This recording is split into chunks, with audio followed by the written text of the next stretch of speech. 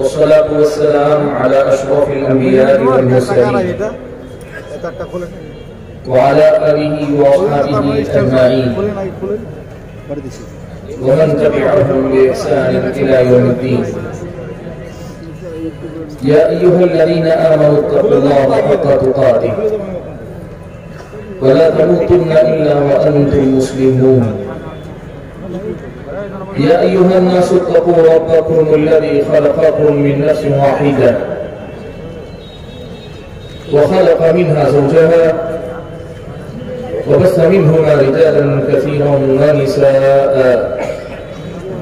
واتقوا الله الذي تساءلون به والأرحام إن الله كان عليكم رقيبا.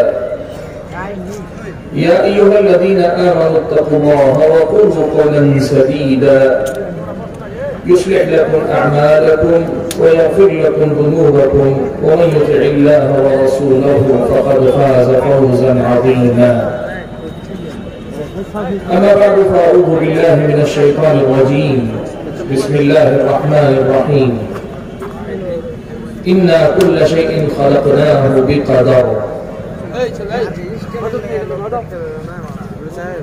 محترم صدر اجلاس، معزز علماء کرام،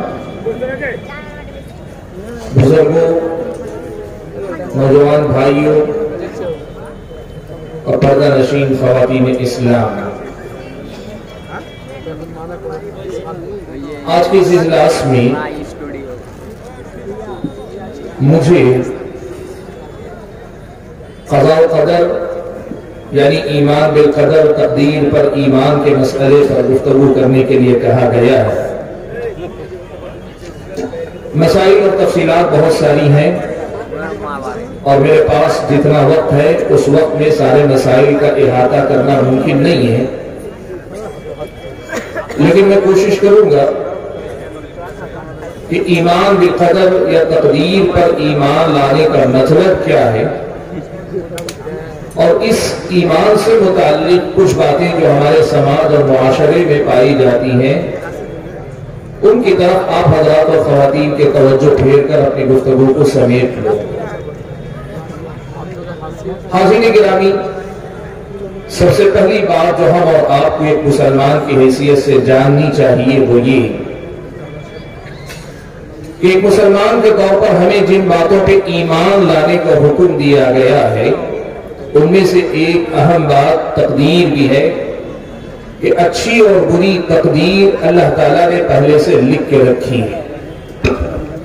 اللہ نے پہلے ہی لکھوا دیا ہے جو کچھ بھلا یا برا ہونے والا، ہم جو کچھ بھلا کرنے والے ہیں یا ہم جو کچھ برا کرنے والے ہیں وہ بھی اللہ نے لکھوا دیا ہے، اور ہمارے ساتھ جو کچھ بھلا ہونے والا ہے یا ہمارے ساتھ جو کچھ برا ہونے والا ہے سب کچھ اللہ تعالیٰ نے لکھوا دیا ہے. حضرت جبرائیل علیہ السلام پیارے نبی صلی اللہ علیہ وسلم کے پاس تشریف لائے. صحیح بخاری و مسلم کی روایت ہے. حضرت جبرائیل آئے تو ایک اجنبی کی شکل میں آئے اور اللہ کے نبی صلی اللہ علیہ وسلم سے انہوں نے کچھ سوالات کیے. آپ صلی اللہ علیہ وسلم نے ان کے سوالات کے جواب دیے. آپ کے ہر جواب کے بعد وہ سائل، وہ اجنبی شخص اللہ کے نبی صلی اللہ علیہ وسلم کے جواب کی تائید کرتا جاتا. صحابہ کہتے ہیں کہ ہمیں تعجب ہوتا کہ سائل پوچھنے والا آدمی انجان ہوتا ہے، وہ کسی جواب کی تصدیق یا تکذیب کیسے کر سکتا ہے، کسی جواب کے صحیح یا غلط ہونے کا فیصلہ کیسے سنا سکتا ہے. بہرحال حضرت جبرائیل نے جو سوالات پوچھے تھے ان میں سے ایک سوال یہ تھا مل ایمان، اللہ کے نبی ایمان کیا ہے؟ آپ صلی اللہ علیہ وسلم نے ایمان کن باتوں پہ لانا چاہیے، ایمان کے ارکان کیا ہیں وہ آپ نے بتایا. آپ نے فرمایا ان تؤمن باللہ وملائکتہ وکتبہ ورسلہ والیوم الآخر والقدر خیرہ وشرہ. ان 6 باتوں پہ ایمان لانا اصل میں ایمان ہے. یہ ایمان کی یہ 6 بنیادی باتیں، 6 بنیادی ارکان ہیں. اللہ پر ایمان، اس کے فرشتوں پر ایمان، اس کی کتابوں پر ایمان، اس کے رسولوں پر ایمان، آخرت کے دن پر ایمان اور کہا والقدر خیرہ و شرہ، تقدیر پر ایمان لاؤ وہ اچھی ہو کہ بری ہو۔ تم اگر کچھ اچھا کر رہے ہو تو تم یہ کرو گے، یہ بات اللہ نے پہلے سے لکھ کے رکھی۔ تم اگر کچھ برا کرو گے تو تم یہ برا کرو گے، یہ بات بھی اللہ تعالیٰ نے پہلے سے لکھ کے رکھی۔ تمہارے ساتھ کچھ اچھا ہوتا ہے، تمہارا بھلا ہوتا ہے، تمہارا فائدہ ہوتا ہے، یہ بھی اللہ نے پہلے سے لکھ کے رکھا ہے۔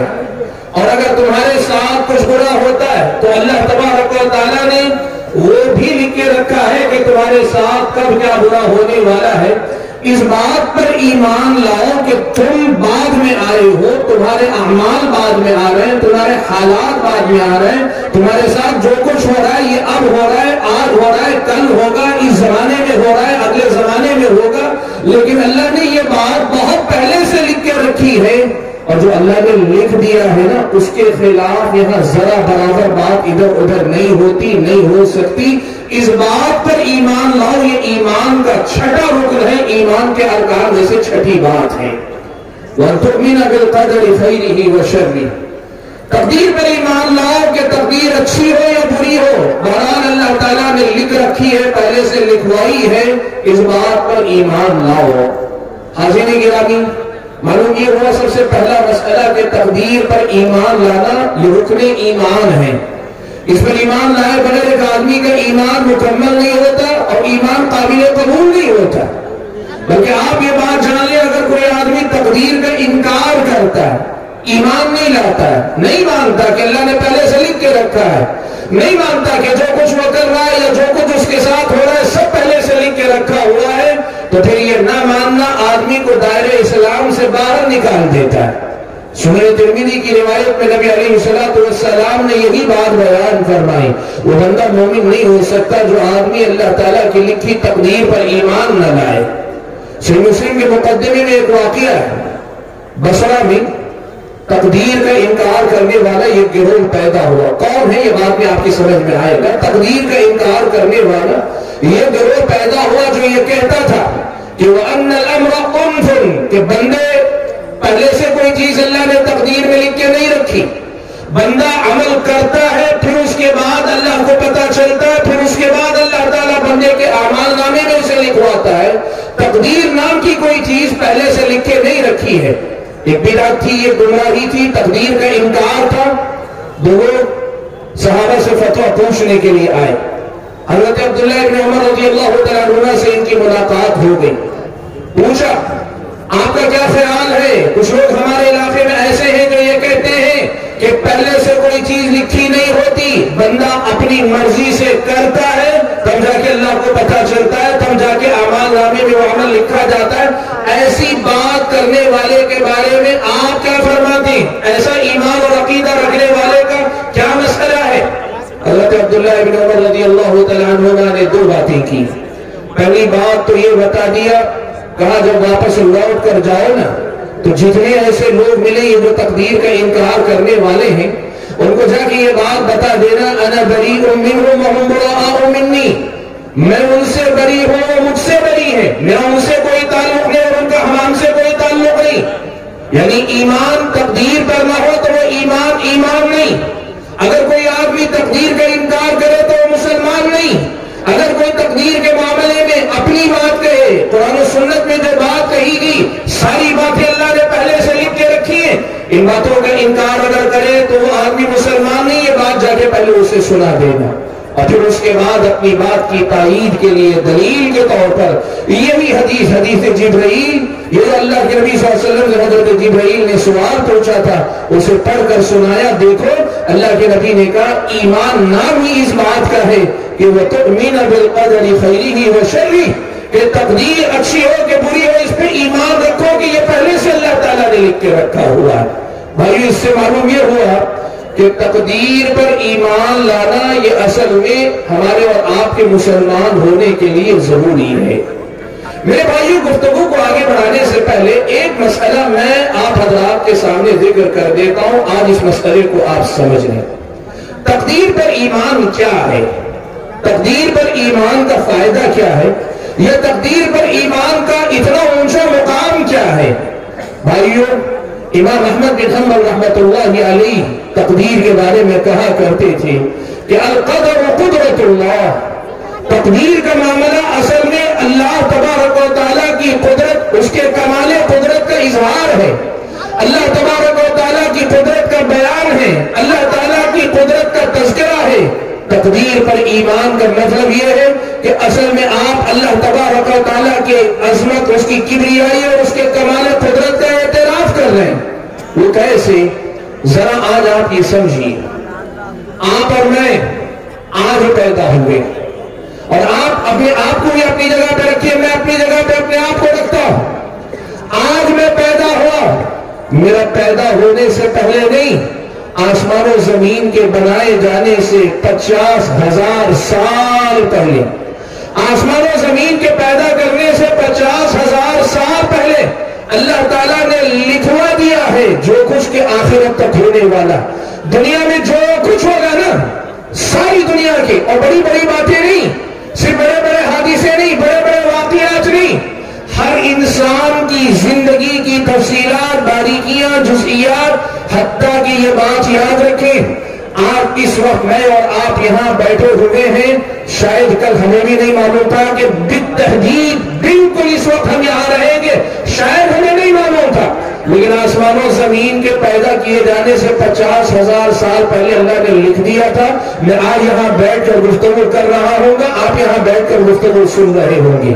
یہ اللہ تعالیٰ کے کمال قدرت کا اظہار ہے کہ دنیا والے آئے بھی نہیں، ان کے آنے سے پہلے اللہ تعالیٰ نے لکھ دیا ہے، اور یہ اس کے قدرت کا کمال ہے کہ انسان کو اختیار ہے، آزادی ہے، چھوٹ ہے، اس کے باوجود بھی انسان چاہے جو کر لے، وہ بہرحال وہی کرتا ہے جو چیز اللہ تعالیٰ نے پہلے سے تقدیر میں لکھی رکھی ہوئی ہے۔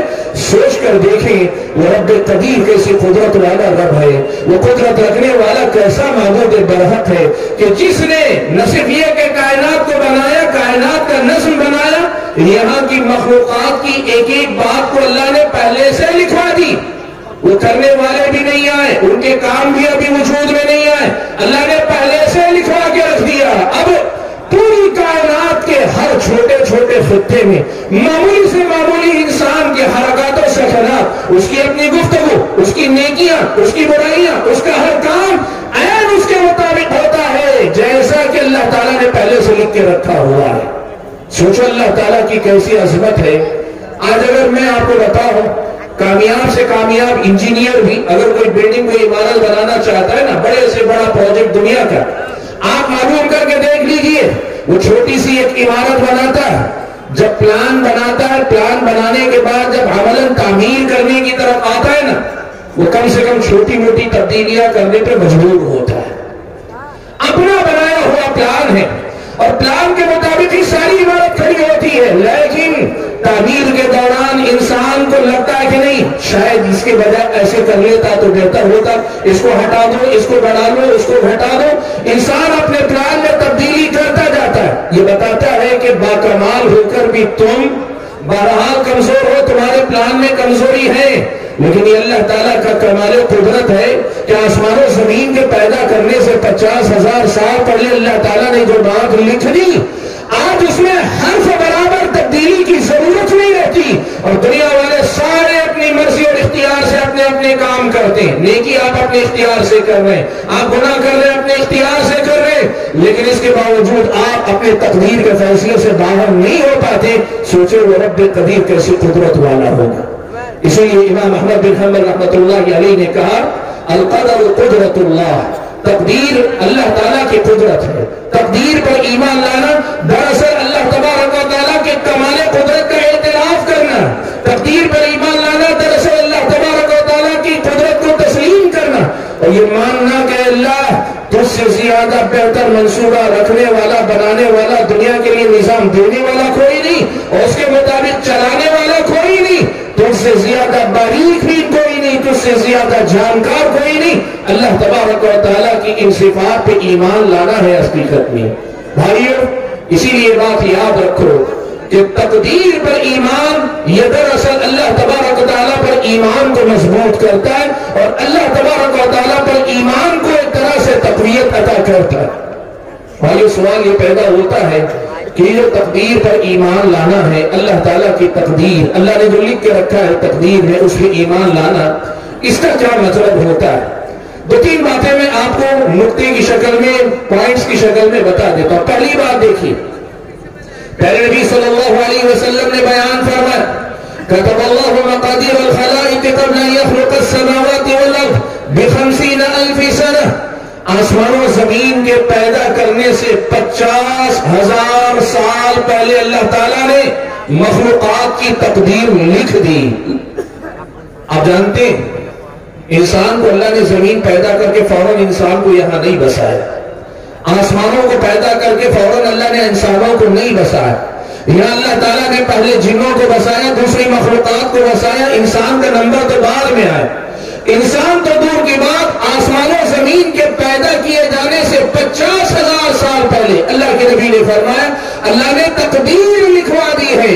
کیا مطلب؟ میں اور آپ اپنی زندگی میں جو کچھ کرنے والے سب کچھ اللہ تعالیٰ نے لکھوا دیا، اور میرے اور آپ کے ساتھ جو کچھ ہونے والا ہے بھلا یا برا وہ بھی اللہ تعالیٰ نے سب کچھ لکھا دیا ہے۔ اور کب لکھایا ہے؟ آسمان و زمین کے پیدا کیے جانے سے 50,000 سال پہلے اللہ تعالیٰ نے لکھوا دیا۔ دوسری حدیث میں اس کی مزید تفصیل یوں آئی، اللہ کے نبی فرماتے اول ما خلق اللہ القلم قال له اکتب قال ماذا اکتب قال اکتب مقادیر الخلائق الى ان تقوم الساعة۔ اللہ نے جب قلم کو پیدا کیا تو پہلے اللہ نے قلم کو پیدا کرنے کے ساتھ اسے حکم دیا کہ تو لکھ۔ قلم نے پوچھا کیا لکھوں؟ اللہ نے فرمایا مخلوقات جو قیامت تک آنے والی ہیں تمام مخلوقات کی تقدیر لکھ۔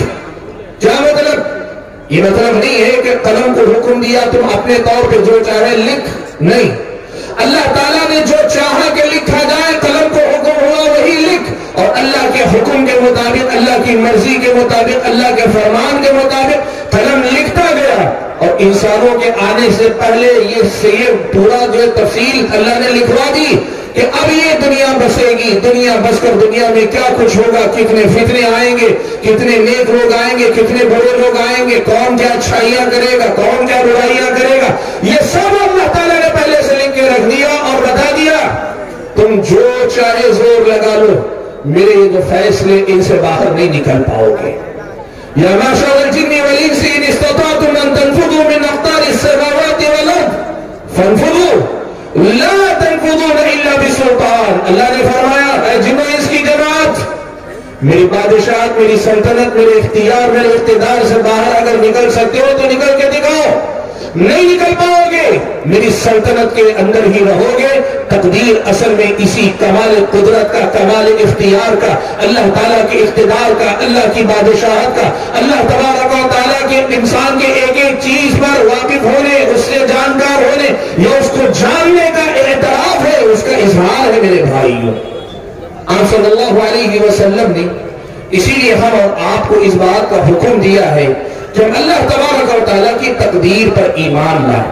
ایک مسلمان کی حیثیت سے ہم جب کلمہ لا الہ الا اللہ محمد رسول اللہ کا اقرار کرتے ہیں نا، تو ہمارے اس اقرار میں حقیقت میں تقدیر پر ایمان بھی شامل ہے۔ تو اس لیے کہ اللہ پر ایمان، اللہ کی تقدیر پر ایمان اسی کا حصہ، ہم ایمان لا چکے اللہ تعالیٰ کی تقدیر پر، لیکن ہمارا یہ ایمان مجمل کہلاتا ہے۔ ہم نے جو ہے جملہ باتوں کو سمیٹ کر جو ایمان لانا چاہیے وہ ہم نے مان لیا۔ تفصیلی ایمان کیا ہے تقدیر کے بارے میں؟ تقدیر کے بارے میں جو کچھ باتیں قرآن و سنت میں مزید بتائی گئی نا، ان کو ہم اور آپ جاننے کی کوشش کریں۔ میرے بھائیوں، آگے بڑھنے سے پہلے یہاں ایک مسئلے کی وضاحت کر دینا چاہتا ہوں۔ دیکھیے تقدیر کا مسئلہ ایک ایسا مسئلہ ہے کہ اس میں جو آدمی کتاب و سنت اور سلف صالحین کے اقوال، کتاب و سنت کے نصوص اور ان کی وضاحت میں سلف صالحین کے اقوال کو پڑھتا ہے، ان کو سمجھتا ہے اور اپنے آپ کو وہیں تک روک لیتا ہے، تقدیر کا یہ مسئلہ بہت حد تک اس کے لیے واضح مسئلہ ہے، اور جو وضاحت نہیں ہوتی وہ انسان خود سمجھتا ہے کہ اس کی جانکاری میرے لیے ضروری بھی نہیں۔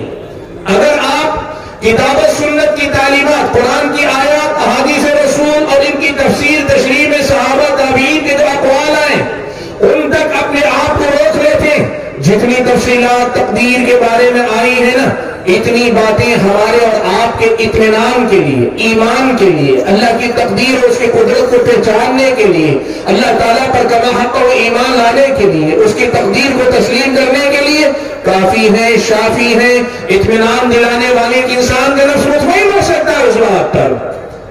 لیکن اگر وہی مسئلہ اگر کوئی آدمی کتاب و سنت کے دلائل کی روشنی میں سمجھنے کے بجائے تقدیر کے بارے میں اپنے عقلی گھوڑے دوڑانے لگ جائے، اپنے دماغ کو خامخواہ استعمال کرنے لگ جائے اور ایسے سوالات لائے جن سوالات کے بارے میں اللہ تعالیٰ نے ہم اور آپ کو علم نہیں دیا، ایسا نہیں کہ ان کا جواب نہیں، ان کا جواب ہے، لیکن اللہ نے ہمیں اس کا علم محدود دیا ہے، جتنا ضروری تھا اتنا دیا ہے۔ جو آدمی اس کو چھوڑ کر اپنے عقلی گھوڑے دوڑاتا ہے وہ آدمی تقدیر کے باب میں گمراہ ہوتا ہے، اور اللہ کے نبی صلی اللہ علیہ وسلم نے اس بات سے منع کیا ہے کہ پچھلی امتوں کی طرح اگر ہماری امت میں بھی کوئی آدمی تقدیر کے مسئلے میں دخل اندازی کرے گا، اپنی عقل کو گھسائے گا، گھسیڑے گا، خامخواہ اپنی عقل دوڑائے گا، کتاب و سنت کی تعلیمات کی روشنی میں واضح اور طے شدہ مسائل کو سمجھنے ماننے کے بجائے اپنی عقل سے نئی نئی باتیں پیدا کرے گا، نبی علیہ السلام کی یہ پیشن گوئی ہے کہ یہ اس امت کی گمراہی کا دروازہ ہوگا، یہ امت کی تباہی اور بربادی کا دروازہ ہوگا۔ اور تاریخ میں یہ دیکھا گیا معتزلہ نے، جو کہ کتاب و سنت کے نصوص کے احترام سے زیادہ اپنی عقل کی تقدیس اور اس کے تقدس کو مانتے تھے، اپنی عقل کو فوقیت دیا کرتے تھے، وہ جب اپنی عقلوں کے ساتھ تقدیر پر کے باب میں داخل ہوئے انہوں نے تقدیر کا انکار ہی کیا۔ اس کے مقابلے میں اہل سنت نے کتاب و سنت کی تعلیمات کی روشنی میں تقدیر پر ایمان لایا، وہ مسلمان رہے اور تقدیر پر ایمان ان کا باقی رہا، جیسے بات میرے آگے آئے گی۔ لیکن بتانا یہ چاہتا ہوں کہ تقدیر کے مسئلے میں کتاب و سنت کی تعلیم یہ ہے، جو بتایا گیا، جتنا بتایا گیا اس کو پڑھو، اس کو سمجھو، اس کو سمجھاؤ کہ اس کا سمجھنا تمہارے میرے اطمینان قلب کے لیے ضروری ہے۔ لیکن جن باتوں کے بارے میں اللہ نے تفصیل نہیں عطا فرمائی، اللہ نے جن کی باریکیاں نہیں بیان کی، جن کی نزاکتیں، جن کی جزئیات، جن کی تفصیلات قرآن و سنت میں ہمارے سامنے نہیں رکھی گئی، ان کے پیچھے پڑ کر اگر تقدیر کے مسئلے کو حل کرنا چاہو گے، خامخواہ کے سوالات کرو گے، خامخواہ کے اعتراضات اٹھاؤ گے، تو سمجھ لینا کہ یہیں سے گمراہی کا دروازہ کھلے گا۔ یہ کتاب و سنت کی بدیلی بہت بڑی تعلیم ہے جسے ہمیں یاد رکھنا چاہیے۔ چلیے ہم سمجھنے کی کوشش کرتے ہیں تقدیر کا مطلب کیا ہے۔ بھائیو، اہل علم نے لکھا ہے کہ تقدیر کا مطلب ہوتا ہے 4 باتوں پر بنیادی طور پہ ایمان لانا۔ یہ چاروں کی چاروں باتیں تقدیر کی تفصیل ہیں، تقدیر کی نزاکت اور تفصیلات انہی باتوں کے اندر اللہ نے رکھی ہے۔ 4 باتوں کو ماننا اور 4 باتوں کو اسی ترتیب سے ماننا جس ترتیب سے ان کا تذکرہ آپ کے سامنے آتا ہے۔ کیا 4 باتیں؟ علم کو مانیں، اللہ تعالیٰ کے علم کو تسلیم کریں، اللہ تبارک و تعالیٰ کی کتابت یعنی لکھایا ہے اللہ تعالیٰ نے اس بات کو مانیں، اور چوتھی چیز ہے اللہ تعالیٰ کی مشیت کو مانیں، اللہ تعالیٰ کی مرضی ہے اس کو مانیں، اور چوتھی چیز ہے اللہ تبارک و تعالیٰ ہی ہر چیز کا خالق ہے، تخلیق اللہ ہی کی ہے، اس بات کو مانیں۔ آپ سوچ رہے ہوں گے یہ 4 کلمات ہیں، ان کا معنی کیا ہے، مطلب کیا ہے، اور تقدیر سے اس کا تعلق کیا ہے۔ بھائیو، سب سے پہلا مسئلہ میں آپ کو بتا رہا ہوں، اللہ تعالیٰ کے علم کو تسلیم کرنا۔ کیا مطلب ہے؟ مطلب یہ ہے کہ اس بات پر ایمان لاؤ کہ اللہ تبارک و تعالیٰ ہر چیز کا جاننے والا، وَأَنَّ اللَّهَ قَدْ أَحَاطَ بِكُلِّ شَيْءٍ عِلْمًا، اللہ تبارک و تعالیٰ نے ہر چیز کو اپنے